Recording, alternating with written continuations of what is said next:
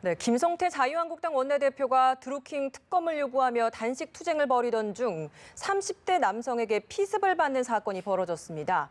이번 사건이 국회 정상화에 미칠 영향이 주목되고 있는데요. 두 분과 정치권 소식 자세히 짚어보도록 하겠습니다. 최창렬 용인대 교육대학원장, 김광덕 전 한국일보 정치부장 나와 계십니다. 어서 오세요. 안녕하세요.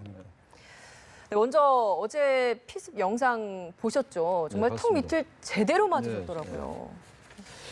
어제 김성태 지금 자유한국당 원내대표가 드루킹 특검을 요구하면서 단식 농성 중이었어요. 뭐 다들 화면 보셨겠습니다만 어제 웬 남자가 다가와서 이제 한국당 지지한다 이런 얘기 하니까 당연히 이제 가서 악수를 하려 갔는데 악수하려고 내려가던 그 계단이에요. 국회 본관 계단 거기서 보니까 아주 그 왼손으로 아주 뭐 작정을 하고 이제 가격을 하는 걸 봤습니다. 그러니까 폭행이죠. 폭행 사건인데 상당히 충격이 컸던 것 같아요. 게다가 김성태 원내대표는 단식으로 한 이틀째인가요? 벌써 사흘째였죠. 3일부터 했으니까 3일, 4일, 5일 먹지 못했기 때문에 굉장히 뭐 충격이 컸을 거예요. 넘어지는 장면에서 그게 여실히 드러나던데 아무튼 문제는 이제 뭐 당연히 검찰 이제 구속영장 신청했어요. 뭐 폭행 그리고 이제 건조물 침입, 상해죄로 이제 당연히 구속영장 신청했고 지금 한국당은 배후가 있을 거다라고 이제 얘기하고 주장을 하고 있습니다. 그래서 배후가 있어 보이지는 않습니다만 일단 뭐 그것도 수사해봐야지 알겠죠. 그리고 이 사람이 부산에서 올라와서 이제 파주에 전단 살포를 반대하러 갔다가 그곳에서도 이제 경찰이 제지하니까 국회로 들어와서 이렇게 얘기를 했는데 아주 뭐 그야말로 시대착오적인 하나의 폭행 행위죠. 근데 이 부분이 이제 또 정치적으로 상당히 또 여파를 미칠 것 같아요. 지금 이 폭행 사건 때문에 한국당이 또 릴레이 단식을 하기로 했고 드루킹 특검에 대한 요구를 더 강하게 할 수 있는 나름의 또 명분도 생기는 거예요. 사실 민주당이 여기에 대해서 뭐 했을 가능성은 거의 없다고 보는 거니까 뭐 거의 전 제로에 가깝다고 보는데 어쨌든 그럼에도 불구하고 지금 이게 정치 공방 중이기 때문에 한국당으로서는 이 부분을 가지고 또 다시 정치 쟁점화시킬 가능성이 있어 보이긴 합니다. 네, 목에 깁스까지 하고 나와서 단식 농성을 이어가겠다, 더 강경해진 태도를 보였습니다. 뭐 이번 사건 좀 어떻게 보고 계십니까?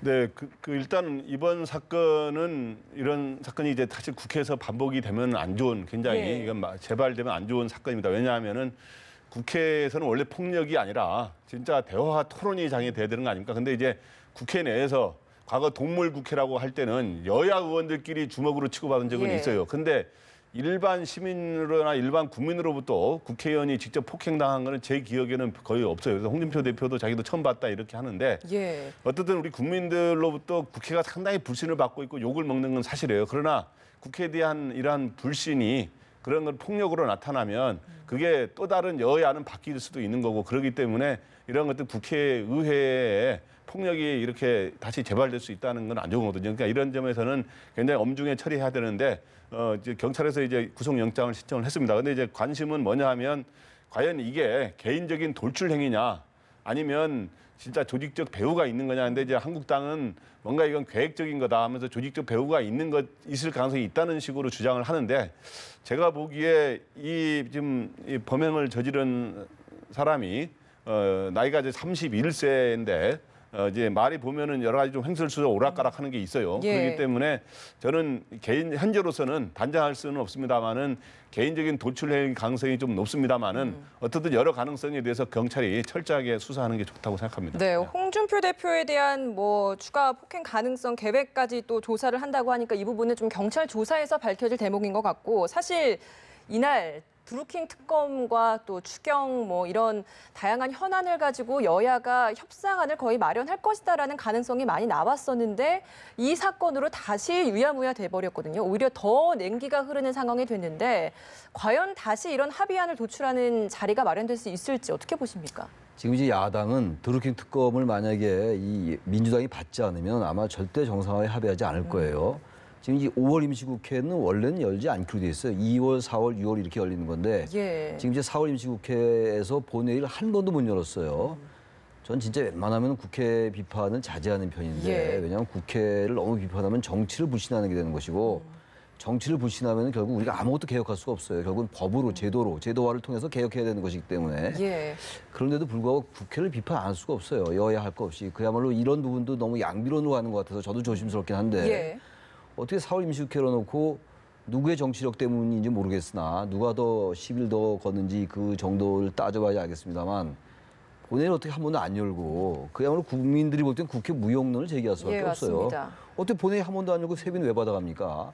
그렇게 문호도 무인거 얘기 많이 해놓고 저는 그 부분을 일단 지적하고 싶고 저는 그래서 지금 뭐 여야 누가 잘했다 못했다를 논평하는 것도 별로 의미가 없는 것 같고요. 지금 말씀처럼 드루킹 특검을 받으라는 거고 그리고 드루킹 특검을 받으면은 방송법이나 추경 예산 이런 거 같이 토의할 수 있다라는 거잖아요. 야당은 지금. 근데 사실 이 드루킹 특검 이전에도 여야가 거의 3월 임시국회도 거의 안 열었어요. 소집된 상태에서 아무것도 안 했거든요. 그러니까 드루킹 특검 나오면서 이것이 더 이제 강화된 건데 6월 지방선거 앞두고 5월 국회가 정상화되기 어려울 것 같아요. 그동안 우리가 국회에 봐왔잖아요. 근데 단지 워낙 비판의 강도가 세니까 극적으로 타협할 가능성도 있긴 해요. 근데 지금 이제 이 폭행 사건까지 터지니까 적어도 외부적인 변수로 볼 때는 외부 환경은 더 어려워진 것 같긴 해요. 그러나 일단 지방선거 앞두고 여당도 추경을 통과시켜야 될 거 아니에요? 그럼 야당보다 여당이 국정을 운영할 수 있는 여러 가지 수단을 많이 가지고 있습니다. 그렇다면 결국은 처음엔 여야 같이 공의 비판을 받다가 국회가 계속 이렇게 되면은 설령 야당이 더 잘못한 거라 하더라도 여당이 더 비판을 많이 받을 수 있거든요. 저는 그래서 그런 점에서 볼 때 전격적으로 뭔가를 합의할 수 있다. 그리고 드루킹 특검 문제, 이 문제도 지금 이제 특검이라는 게 쉽지가 않아요. 시간이 많이 걸리거든요. 특검법도 합의를 해야 되고 특검도 추천도 해야 되고 시간이 많이 걸리기 때문에 정치적 유불리를 따져봐도 민주당이 좀 받아야지 이 좀 그런 비판에서 자유로울 수 있을 것 같고 지방선거가 얼마 안 남았잖아요. 6월 13일이니까. 그렇다면 지방선거 끝난 다음에 특검 결과가 나올 수 있기 때문에 저는 야당보다 여당이 이럴 때는 좀 선제적으로 좀 대응할 필요는 있다고 생각합니다.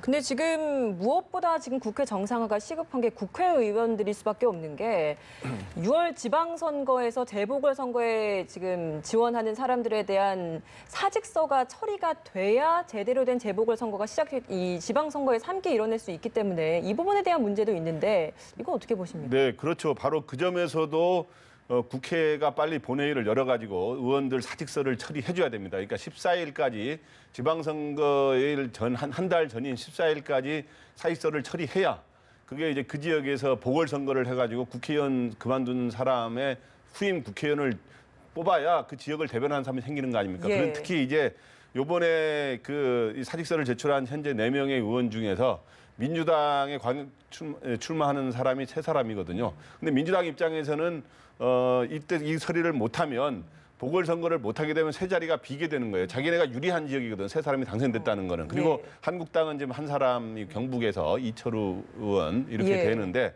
이렇기 때문에 특히 여당 입장에서는 이 사직서 처리 시한인 14일까지 처리해 주는 게 바람직하고 만약에 이때 처리가 안 되면 24일 날 지방선거 후보 등록 때 자동으로 의원직이 사퇴가 되게 됩니다. 그런데 사퇴는 되는데 보궐선거는 못 치르게 됩니다. 그러면 어떻게 되는 겁니까? 그러면 이제 공석으로 1년 동안 1년 앞으로 치러지게 되는 건가요? 내년 4월에 치러지는. 그러니까 그렇기 때문에 내년 4월 하기 때문에 1년 동안 공석이 되기 때문에 굉장히 여당 이거는 이제 국민 입장에서도 지역 주민 입장에서 바람직하지 않은 것이고 특히 여당에서는 3사람이나 그런 상황이기 때문에 그래서 저는 국회의원 사직서를 위한 이런 처리를 위해서도 여당이 적극 나서야 되고 또 야당도 여러 가지 지금 민생 문제 아까 추가 경정 예산안 같은 건 일자리 창출을 위한 예산 아닙니까? 4조 원에 이제 달하는 건데 이게 더 저는 아까 말한 것처럼 말씀하신 것처럼 추가 경정 예산이라든가 국민투표법이라든가 방송법 개정안하고 이 드루킹 특검을 통해서 일괄적으로 여야가 서로 합의해서 타결하는 게 지금 바람직한 게 아닌가. 특히 여당이 지금 시점에서는 드루킹 특검을 도입해도 그렇게 뭐 여당에게 불리하거나 뭐 무슨 굉장히 전국이 불안하게 될 가능성은 없거든요. 왜냐하면 지금 도입을 합의하게 되면 여러 가지 특검을 임명하고 또 여러 가지 특검을 구성하다 보면 실질적인 수사는 지방선거 전후에야 시작이 되거든요. 그렇기 때문에 저는 해도 상관없다고 생각하고 단지 이 남북관계 발전법에 따라서 판문점 선언을 소위 비준을 동의하는 문제, 이 문제는 요거에 맞바꿔서 하자 이렇게 여당이 주장하고 있습니다만은 이 문제는 야당도 앞으로 이런 좀 이렇게 무조건 반대만을 하는 게 아니라 앞으로 이런 거를 좀 긍정적으로 서로 검토하는 논의를 계속 해간다고. 왜냐하면 이거는 북미 회담 결과도 나오면서 또 이게 어느 정도 예산이 들어가느냐 이건 중대한 예산이 들어가는 경우에 하게 있게 돼 있거든요. 그렇기 때문에 그런 거는 순차적으로 좀 논의를 해가면 될 것 같습니다. 지금 당장 국회 비준 동의 대상과 특검을 서로 협상의 대상으로 놓을 것은 아니고 여당에서 한 발 양보를 해서 일단은 특검을 수용을 하면서 국회 정상화를 가동시켜야 한다라는 이야기신 것 같은데, 근데 일각에서는 이 지방선거가 얼마 남지 않았기 때문에 14일날 처리 시한을 넘기기 전에 이들에 대한 사직서를 처리해야 되기 때문에 원포인트 본회의를 열 수도 있다, 이것도 있는데 이거 어떻게 보십니까? 원포인트 본회의를요,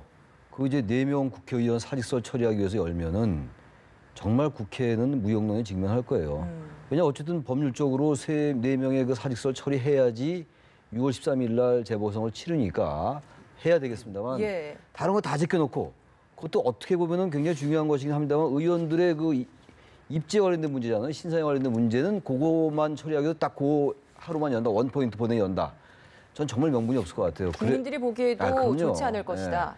누가 되고 안 되고 국민들이 볼 때는 이 상황 속에서는요. 국회가 본회의가 열리고 법안에 대해서 여야가 토론하고 논쟁하는 가운데서 그렇게 진행이 되면 몰라도 여야 누가 되는 게 지금 이 상황 속에서 무슨 의미가 있겠어요. 그래서 저는 그거는 반드시 해야 된다고 보고 그렇다면 빨리 정상화 해가지고 그 사직서도 당연히 처리하고 추경 그다음에 여러 가지 민생 법안들도 굉장히 많아요. 지금 우리가 방송법, 추경, 뭐 이제 그 공수처법, 공직자 비리 수사처법 이것들만 얘기하잖아요. 지금 그 비준동의 이런 것만 얘기하는데 이거 말고 훨씬 우리들 국민들 시민들의 민생에 달린 얘기가 훨씬 더 많아요, 사실은.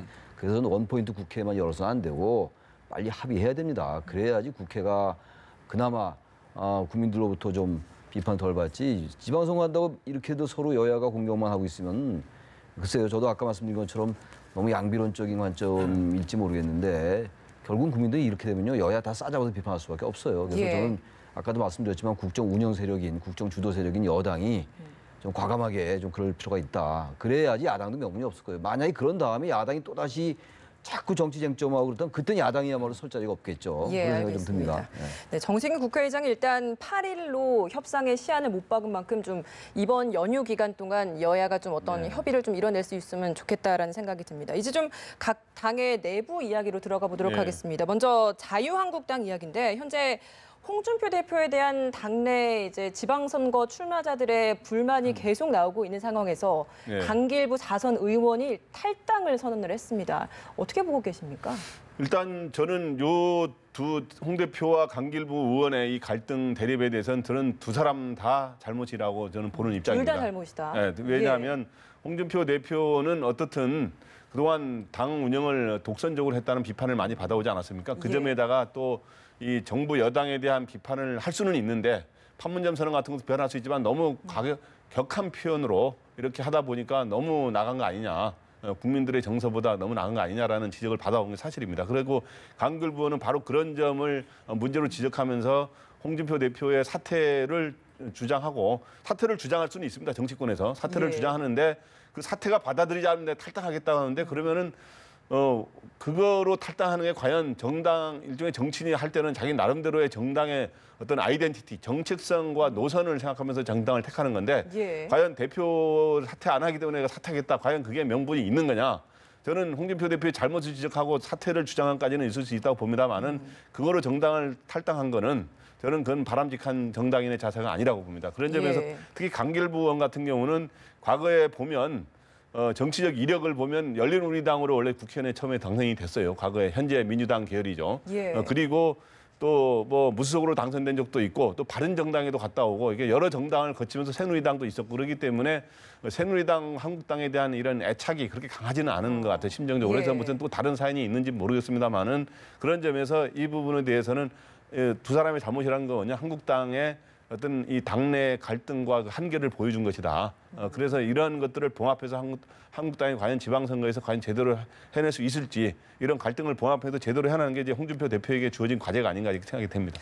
네, 그도 그런 것이 지금 일각에서는 강길부 의원이 이제 탈당하고 나서 민주당으로 들어갈 가능성도 있다라는 이야기도 있더라고요. 이거 어떤 얘기입니까? 지금 앞서 김 부장 말씀처럼 우리 강 의원이 그 이념적인 정체성이 지금 새누리당을 정확히 맞지는 않아요. 17대 총선 때 출발 자체가 열린우리당이었고 그리고 탈당했다 다시 또 이제 바른정당 갔다 다시 또 복당하게 됐어요. 그래서 지금 현재 이 한국당 내에서의 어쨌든 그 홍준표 대표의 그 막말이랄까 좀 거친 발언, 뭐 거친 발언이라기보다는 좀 국민들의 민심과 많이 동떨어져 있는 발언이다. 그리고 민심과 너무 괴리가 있는 발언이라고 생각해요. 뭐 이 자리에서 그것까지 소개할 필요는 없을 것 같고 워낙 얘기가 많이 됐던 부분들이니까. 예, 맞습니다. 아무튼 거기에 대해서 강길부 의원은 또 의원으로서 도저히 자신의 이념적인 정체성과 맞지 않는 부분도 있는 것 같아요. 그렇게 된다면 결국 뭐 민주당으로 입당할 수 있겠죠.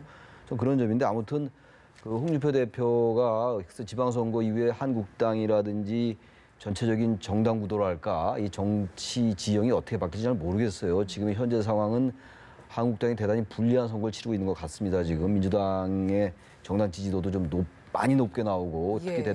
문재인 대통령의 지지율이 남북 정상회담 이후에 80% 이상까지 나오는 여론조사도 있었단 말이에요. 그렇기 때문에 이 상황 속에서 홍준표 대표가 뭔가 그래도 민심에 부합하는 이런 발언을 좀 해야 되는데 그러다 보니까 당내에서 여러 갈등도 나오고 당내 중진들의 비판도 계속 나오고 있고 특히 그 직접 선거의 후보인 유정복 인천시장이라든지 남경필 경기도지사 김태호 경남지사 후보 한국당에 말이죠. 이런 인물들은 계속 비판하고 있는 거 아니에요? 그렇죠. 뭐 예. 몰상식한 발언이다라고 유정복 시장은 얘기하고 있는 상황 이런 거기 때문에 뭐 얘기가 좀 딴 데로 왔는데 홍준표 대표도 좀 이제는 현재 상황을 정확히 직시할 필요가 있다. 그리고 근데 그럼에도 불구하고 홍 대표는 지금 계속해서 강성 발언을 하고 이어가고 있어요. 있는데 이것도 좀 의도가 있는 발언들일 것 같은데 어떤 의도라고 봐야 할까요? 그래서 두 가지 생각할 수가 있을 것 같아요. 진짜 홍준표 대표가 그런 인식을 가지고 있다고 볼 수가 있는 것이고, 예. 뭐 극우적인 생각이죠. 상당히 안보에 있어서 그렇지 않고 또 우리가 흔히 이제 교과서적인 이제 말씀을 드린다면은 강경 보수를 좀 결집하겠다. 한 10 내지 15% 정도 되는 이 세력들을 그래도 결집함으로써 자유한국당의 정체성을 유지할 수 있다는 생각 때문에 그런 건지 잘 모르겠어요. 그럼에도 불구하고 어찌 됐든 간에 정치라는 건 여러 가지 정치적 발언도 있을 수가 있고 정치적 유불리 계산도 당연히 있을 수 있는 것인데 그래도 가장 기본적으로는 좀 보편적이어야 되고 전반적인 민심과 너무 동떨어지면 안 된다는 거예요. 예. 민심이 똑같을 수는 없다 하더라도 보편적인 민심의 흐름은 있는 거거든요. 세계사적인 흐름도 있는 것이고 그렇기 때문에 너무 이 안보 보수에만 너무 집착하는 게 아니냐. 과거 시대 그 냉전주의랄까 반공의식에 여전히 매몰돼 있다면 그것은 빨리 고쳐야 된다. 그것은 한국당을 위해서도 그렇고 우리 정치를 위해서도 그렇고 보수가 너무 질이 멸렬하면 진보도 나중에 어려워져요. 예. 보수가 건강해야 진보도 제대로 강해질 수가 있기 때문에 저는 그런 점에서 홍준표 대표가 많은 걸 생각해 주십사 하는 말씀 좀 드리고 싶습니다. 네, 하실 말씀 있으실 것 같습니다. 홍준표 대표가 이제 왜 이렇게 격한 표현으로 이제 이 남북 회담 정상회담 결과를 국민들의 대다수가 지지하는데 이렇게 격한 표현으로 반대를 하느냐? 그 이유는 뭐 제가 보기에 뭐 분명합니다. 두세 가지인데 첫째는 이거를 분명히 우리나라의 정당을 이 어떤 이념과 노선을 가르는 가장 중요한 기준이 과거 외국의 선진국 같은 경우는 주로 경제적인 이런 문제, 노선의 문제, 이런 분배냐 성장이냐 이런 것들로 인해서 많이 하는데 한국에서는 사실은 남북 관계와 한미 관계에 대해서 어떻게 하느냐가 중요한 기준이 되고 있거든요. 근데 여기서 뭔가 반대하지 않으면 한국당의 정체성이 없을 거라는 그리고 본인과 한국당의 정체성과 존립 근거가 약해질 거라고 하는 판단을 하는 팀이 하나 있는 것 같고 예. 또 하나는 이번에 비핵화 합의가 우리는 이제 잘 되기를 소망하고 있습니다만은 이 비핵화 합의가 결국엔 이행 단계에서 제대로 되지 않을 것이라고 하는 판단을 홍준표 대표는 하는 것 같아요. 예. 그러니까 단순히 주장뿐만 아니라 본인도 그럴 경우에 본인은 차기 대선을 생각하는 이 홍준표 대표 입장에서는 내 주장이 맞지 않느냐라는 주장하기 위해서 오히려 이렇게 강하게 하는데 제가 보기에 비판을 분명히 판문점 선언이라든가 이런 것들 결과가 좋습니다만 남북 정상 그다음 앞으로 북미 정상회담에도 좋은 결과가 나올 가능성이 있는데 예. 비판을 할 수는 있어요. 북한이 철저한 이행을 하도록 제대로 더 해야 된다라고 보완하는 발언을 할 수는 있습니다만은 너무 격한 발언을 하다 보니까 그런 국민들의 정서보다 너무 나간 그리고 또 동떨어진 이런 지적을 받고 있는 것 같습니다. 네, 이번에는 민주당의 김경수 의원 이야기를 좀 해보도록 하겠습니다. 어제 이제 드루킹 사건 조사를 다 마치고 나온 후에 본격적인 선거전을 돌입을 한 것 같은데 경남지사 후보로서 김경수 의원이 이번 사건에 어떤 영향을 받을 수 있을까요? 드루킹 사건 때문에 예. 말이죠. 그 영향이 전혀 없다고 얘기할 수 없겠죠. 지금 뭐 그 얘기가 나온 지 꽤 벌써 됐잖아요. 그런데 문제는 이 드루킹 이 지금 특검 관련 여러 가지 정치적인 공방 그리고 이제 김경수 의원의 그 드루킹과의 뭐 연계 가능성 여부 의혹 이런 것들이 서서히 언론의 주목 각도가 좀 조금씩 떨어지는 것 같아요. 벌써 꽤 됐고 그리고 계속 이게 이제 여야 간의 특검 공방으로 가다 보니까 약간의 피로감도 좀 있는 것 같고요. 예. 게다가 보다 큰 건 남북 정상회담의 판문점 선언이 있었고 또 5월 22일 날, 5월 9일 날 내일 모레 글피잖아요. 내일 모레 며칠 안 남았는데 한중일 정상회담이 또 있어요. 그리고 5월 22일 날 한미 정상회담이 있고 그리고 얼마 있다가 북미 정상회담, 그다음에 북중 아주 그야말로 정신을 못 차릴 정도로 이 동아시아에서의 그 지금 세계사적인 어떻게 말하면 세력 균형의 재편이 일어날 이런 정도의 세계사적 대변혁이에요. 이건 단순한 예. 남북 대화의 문제가 아니기 때문에 드루킹 이 부분이 계속 보도되고 나온다 하더라도 저는 워낙 이 남북 정상회담이 국민들에게 준 어떤 커다란 기대, 희망 이런 것들 때문에 저 선거에 영향을 주긴 주는데 나중에 선거의 승패를 완전히 좌우할 정도의 어떤 그러한 결정적 변수론 대단히 한계가 있다고 저는 생각합니다. 그래서 아마 예. 이 특검 논의가 어떻게 될지도 모르겠습니다만 저는 이게 결정적 변수 작동되지 않을 가능성이 높아 보여요. 예. 알겠습니다. 바른미래당 또한 좀 짚어봐야 될 대목이 있는 게 공천 갈등 양상을 보이다가 일단락이 됐습니다. 일단 안철수계에 있었던 김근식 교수 그리고 유승민계에 있었던 이준석 예비후보 간의 이제 노원병 재보궐선거 자리를 놓고 서로 갈등을 보이다가 일단락이 됐는데 이걸 두고 이제 안철수와 유승민 간의 갈등이 이제 시작이 된 것이다라는 분석이 있었는데 일단은 봉합이 됐습니다만 이게 선거 때까지 계속해서 봉합이 된 상태로 유지가 될 것이냐 어떻게 전망하십니까?